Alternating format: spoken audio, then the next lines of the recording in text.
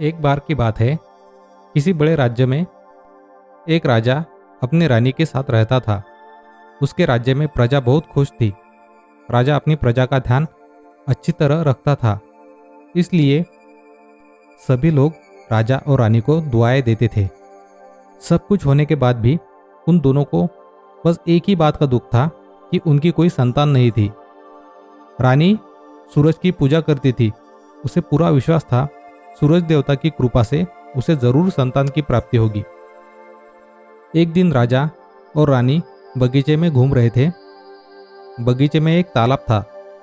दोनों तालाब के किनारे बैठकर प्रकृति का आनंद ले रहे थे। तभी वहां एक मेंढक आया और उसने कहा कि रानी को बहुत जल्द सूरज देव की कृपा से एक पुत्री की प्राप्ति होगी। मेंढक ने जो कहा वो सच हुआ और उसी साल रानी को सूरज देवता की कृपा से एक खूबसूरत बेटी हुई। रानी को सूरज देवता के आशीर्वाद से बेटी प्राप्त हुई थी, इसलिए उसका नाम सनशाइन रखा गया था। राजा ने उसके पैदा होने पर बहुत बड़ा उत्सव रखा। उसमें सभी को बुलाया, लेकिन गलती से काली परी को बुलाना भूल गया।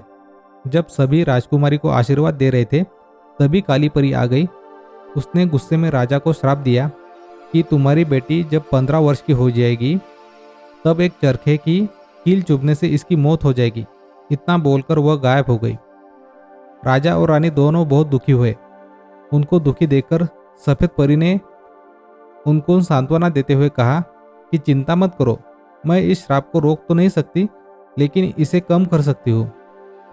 सफेद परी ने कहा कि कील चुभने से यह 100 साल के लिए सो जाएगी, साथ ही पूरी प्रजा और आप सभी सो जाओगे।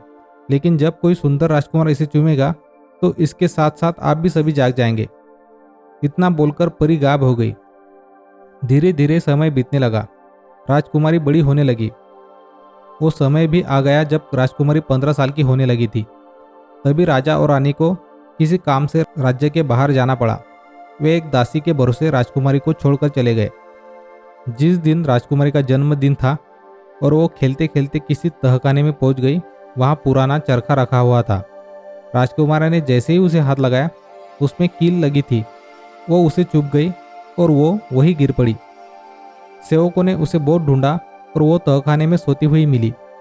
उन्होंने उसे जैसे ही उसे बिस्तर पर लेटाया, एक एक करके सभी सोने लगे। कई वर्ष बीत गए।